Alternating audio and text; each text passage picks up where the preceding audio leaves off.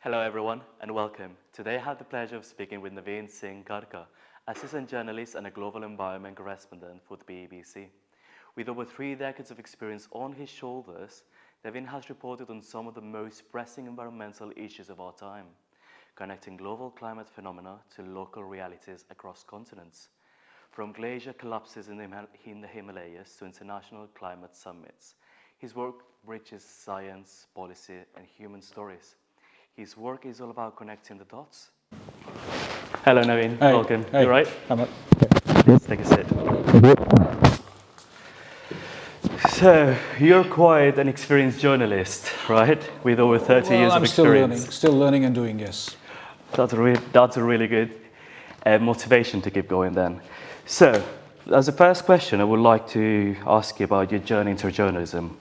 Can you share what first drew you to journalism and more specifically to environmental reporting? Okay, so, I come from a different part of the world before I reached here. So I come from Nepal, which is in South Asia, a very, very ecologically fragile country given its proximity to the Himalayas.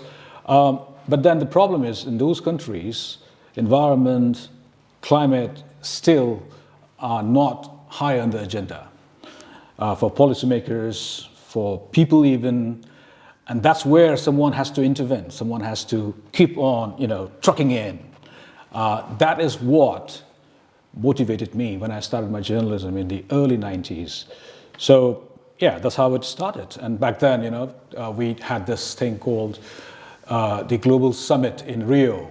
It was known as the Rio Summit, big thing about Can agenda. you tell us something about that, about the Rio Summit? Oh yeah, I mean that's when all this Agenda 21, the ecological agenda for 21st century. That's when they thrash it out. But I didn't go there. I was still in Nepal. I had just started my internship with a publication. But I used to keep tab of all those things, and then that was what kind of injected in me, that the world is so big about this, but we were not. And I thought that, this is something we really need to be serious about. When I look back, I was not wrong. And I keep on doing that thing still. I really like how you use the inject, to inject it. I really like that metaphor. You've been with the BBC for quite some time now. How has working with an international news organization shaped your approach to environmental journalism? So, this is a global issue. We call it planetary crisis. There are 3 planetary crises: climate change, biodiversity loss, and pollution. Everyone is impacted. Everyone. Someone just talked yesterday. They say we're all entangled in it. Entanglement is the word, everywhere. Nobody's spared. So as a global, in this global role, I have this opportunity to look at issues and describe how you or anyone in the world or I myself am impacted. What does it mean for us? That's the thing. So it's basically about deciphering, decoding those scientific findings and telling common people that, this is what they're saying. Because if you just read their scientific papers, hardly you'll make any sense of it. There has to be a storyteller who will have to, first of all, read all those stacks and stacks of reports, talk to those people, ask them tough questions, get those issues in a very, very layperson's language, and then also try to find out characters, human characters. In my case, I also look for animal characters. One of another stories I've done are of animals, wildlife. I look for animal characters even. So that's how I take the stories to people, and that's how we try to make impact. Okay, going back to this, because it's something that I'm really interested, is when reporting with all the environment sometimes struggles to retain audience attention due to its technical nature, as you were talking about, like the science and language. What storytelling techniques do you use to make your reports more compelling to everyone and get a wider audience? So as I was explaining to you, you see, something is found. A scientist or scientists come up with some finding, or something happens. The main thing is the mantra here is, why does it matter to you? That is the mantra.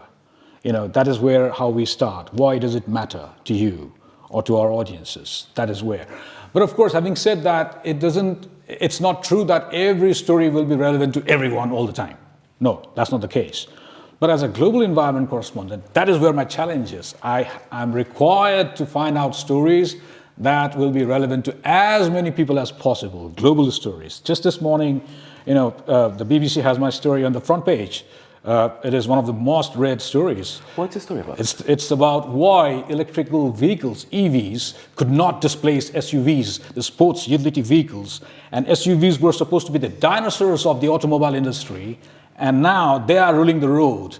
All of our cities, urban centers, you'll see, those big vehicles, SUVs, they are getting more and more popular. Whereas what was predicted was electric vehicles, small electric vehicles, will be displacing those big vehicles. But that didn't happen. And despite their environmental costs, climate costs, that's the story.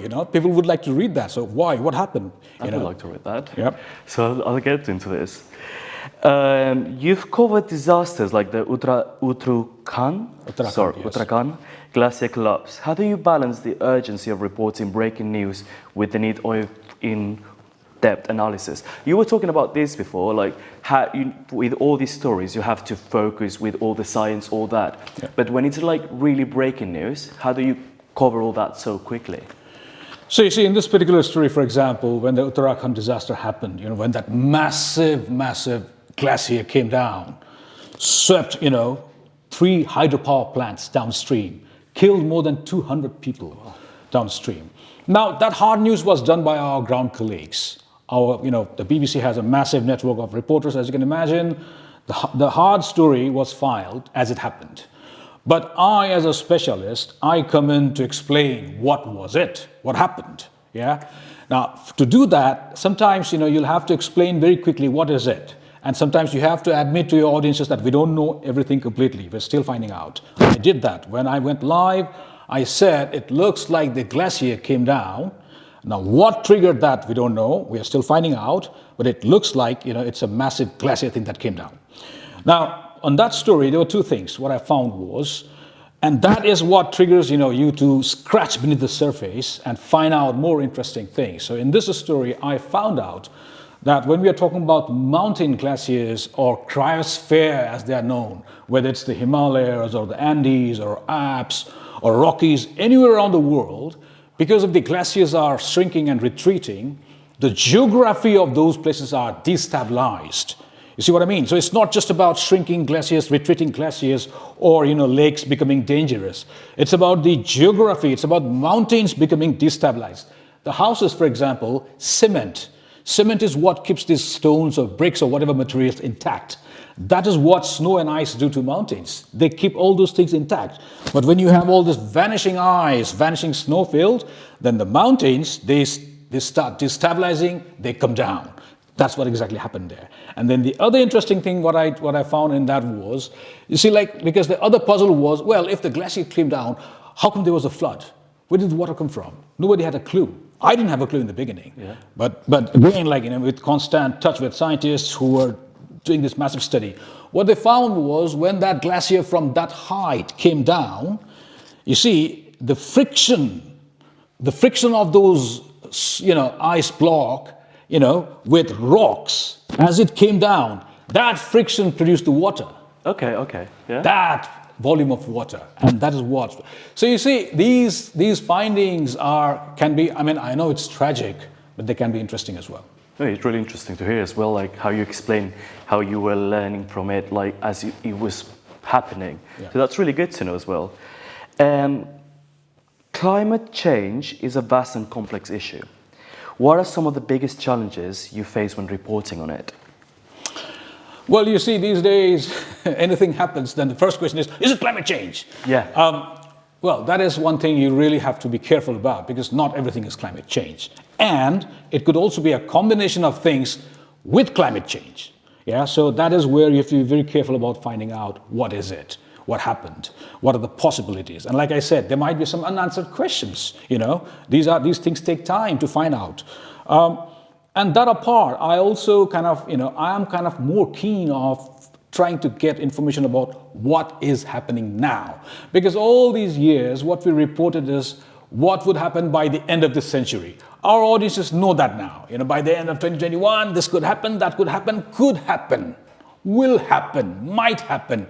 That is, I think, it's a bit hackneyed now. You see what I mean? What we want is what is happening now. What has happened? What is happening now is the question. That's very interesting because when I'm, for example, watching news and stuff, I'm always more interested of what is happening now, what is that we can do right now instead of like focusing always on the future that we're uncertain of, we don't know what's going to happen, but like the now. So that's a very interesting point you're pointing. You often bridge the gap between global climate policies and their local impact. How do you ensure that your stories remain relevant and accessible to audiences across different regions and countries? So you're from Nepal, right? How do you focus some stories for them, but also for Brazil, for the UK, for Spain? See, for example, I give you the example of this Chamoli disaster in India. Now, Chamoli disaster, like I said, the hard story was told. But from that starting point, I gave the example of what's happening in the Himalayas, what's happening in the Andes, Latin America, Andes, Alps here in Europe, or Rockies in the US, or even in New Zealand. So that's how I expand. So in all these places, the common thread was, because the glaciers are shrinking, snow-filled, vanishing, mountains are now destabilized, and therefore mountain flanks are coming down. You see, that's the story. So everybody will find it relevant. But like I said, not every time every story will be relevant. But this, for example, this morning's story, the SUVs, is relevant to many major economies. Talk about China, talk about India, talk about the US, Europe, or even emerging economies like, for example, Nigeria or South Africa, for that matter. You see, so this is what we try to do, or I try to do. But I do admit that not all the stories. And of course, not to forget, global climate change is a global issue. So when I talk about these issues, some element, one or the other element, will be relevant to almost every region of the world. That's how I tend to bring it out. But having said that, sometimes it might not be the case. Okay. Climate misinformation, as we're talking about, like you've been saying now, not always the case, sometimes the case, but climate misinformation is a growing issue, especially with politicians, people, everyone. As a journalist, how do you counter misinformation while maintaining credibility and objectivity?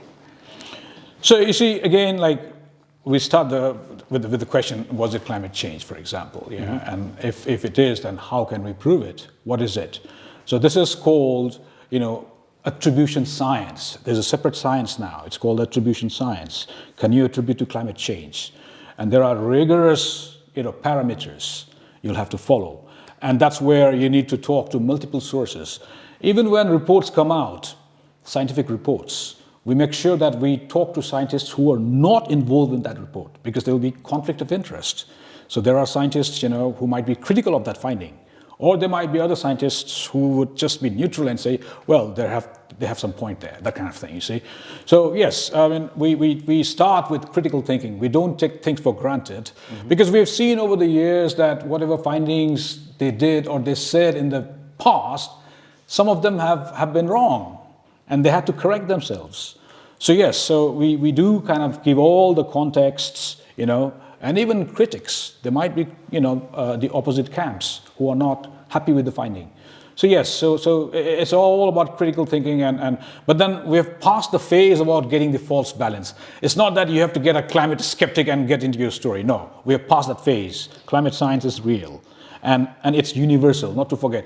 You and I, anybody might like to dispute it. Oh, I don't believe it. That's your personal freedom.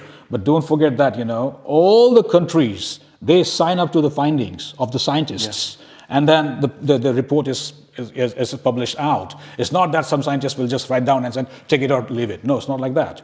They will have to first approach to governments behind the closed doors, discuss with them, debate with them. There are negotiations even between scientists and policymakers. And then that document is signed, brandished like this is a universal declaration, and we cover that. Can you share a specific story or investigation that had a profound impact on you or led to significant change? Well, well, there are quite a few, I mean, one recent one was on what we call fake forests. So, all these countries, they submit to UN or other global bodies saying that we have so much of forest. Yeah, but I found out that in many cases, those findings, those data are just on papers. Actually, on the ground, there's no forest. Yeah. So in this particular case, I exposed, for example, the Philippines' massive fraud in terms of their mangroves. 90% of the mangrove they showed were not there. Similar story in India, for instance, they got 3 Guinness Book of World Records showing that we have planted this much of forest. But when, 10 years down the line, where is the forest? There's no forest. Similarly in Mozambique. So these are top 3 examples. There are so many other examples as well. So, it's called fake forest, phantom forest even, You have them on the papers, but actually it's not there. Now, because of this, some of the governments, for example, in the Philippines, they have made a course correction. They've gone back to that field, tried to punish those who really, played foul with it, and so on and so forth. There are other stories as well where, personally, people had to shut down their business in this country even. They were smuggling in, Himalayan special seeds, flower seeds that were being sold because, and the consumers here were being told that they were diligently obtained with proper license. My investigation found that there was no license obtained, or it was all smuggled in. And that's why, they had to pull down the shutters and arrest warrants issued in places like India against them. But that's really interesting because, for example, I'm from Spain, and a lot of people, we travel a lot back and forth with Morocco. And it's illegal to take bottles of sand and travel with them back to Spain. Yeah. So it's really, like you said, the Himalayas flowers and all that, but it's happening. Yeah. So that's really interesting to know because I lived that. It's my brother once did it. He shouldn't have. And then at the airport, they checked the bag and they got it done. Yeah. There's often a lot of doom and gloom in climate reporting. Do you believe journalists should focus more on solutions? And if so, how do you incorporate that into your work? So you see, we do hear our audiences, there's this fatigue of all the time reading about this gloom and doom and sad stories. And then, of course, solution journalism is one thing we really try to work on. But my conviction is you cannot talk about solution until and unless you really identify your problem. Yeah, so I would like to do all kind of positive stories. Finding positive stories is not easy. People, companies, corporate world, they would like to show you all, this is what we've done. Wow, fantastic, come over. Imagine how many emails I might get in a day inviting me to show, what's happening in luxurious places all around the world and showing that this is a positive story. But if you scratch beneath the surface, no, there are issues there. It's business, it's corporate interest. So it is easy to say, oh yeah, positive story. I would like to do positive stories, but believe me, getting real, genuine positive stories is very difficult. Yeah, and that's why you have to really work hard on identifying those stories. But then, again, like I said, even when you are doing negative stories, you have to first identify the problem. What is the problem? And then you talk about solutions. One quick example I can give you was recently I did about this stories on beavers. And this animal beavers, they build dams. Yeah. So I did this story and the beavers, because of my story now, it is known as the climate hero. Because that animal was almost exterminated in many parts of the world, including in Europe, in the US, even in Russia, China. But because it was reintroduced and they started making wetlands, because all these countries had, no wetlands because beavers were gone. They were exterminated for their fur and for their meat. The fur was known as brown gold back then. Yeah, they were killed. They were exterminated. But then after the reintroduction, they started making their own dams and wetlands. So all these countries have wetlands now, and the ecosystem is working, is helping, even in terms of countering climate change. So beavers, there you go, it's a solid, positive story. But again, look, how often do you get the stories? I can't just cook my story and say, oh, look, this is a good story. It has to be robustly, worked on, scientific studies, challenged, peer-reviewed, and then you can talk about it. But my quest is always to get such kind of stories. But it's very nice. Now we know we have a real hero amongst us, and that's the beavers. The future of environmental journalism. let's talk about that, because like journalism right now with all the TikTok, all the social media, sometimes can be a bit tricky. So how do you see the role of this journalism branch evolving in the coming years?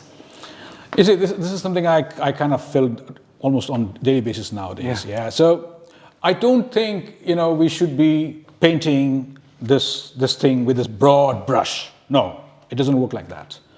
You'll have to identify your audiences and cater to them accordingly. You can't think that, oh, I'll bring a story out and then millions of audiences will automatically jump into it. Very few cases, that might happen. So what happens is, there might be people who would like to read your story, a long read. For example, this story I did this morning, there might be people who would like to read a 5,000 word in that story. And there might be people who would, 5,000, my goodness, give me a break. No, they would just take, 70 seconds reel. I've done that. I've done a reel on this story. Can you believe that? This is around 1,200 word story. It's now, butchered to 70 seconds reel. So reel, podcast, yeah, or a bit longer, YouTube version, 5 minutes maybe, 5 minutes doc on this. And then in a text, and if possible, a long read. So you'll have to think like that. But again, can you afford to treat all the stories like that? No. So it depends, if the story has the potential and if, it can tickle those audiences from different age categories, different segments of audiences, then you offer all these varieties of formats. Otherwise, you'll have to be clever at finding out which one do I want to do. Text, picture, reel, that's how you go about. I don't think, but then having said that again, I know there are magazines, for example, in the US or even Europe, who are doing fantastic job without doing all this. Because they know that they have audiences who are looking for that. Yeah, they don't bother what social media is doing. I don't think we should worry about, social media is. Are you competing with them? I mean, if you are competing with them, it's over. No, they want scrolling business. Yeah. Are you into scrolling business? No, you want your audiences to read and do that. Yeah, and then audience again, if it is policymakers, you want the change. What do you want? You want all those people, millions of people coming into you and then just disappear and then forget the story? Or you want, policymakers, 100 policymakers to read that and say, wow, this is something really great. We need to, pay attention and make changes. And then the life of those millions of people change. Yeah. So you want, life of millions of people changed, or you want million people hate engagement and tomorrow the story is forgotten. Yeah. I think you have to be very clear about what is it. Who are you offering to? What are you working on?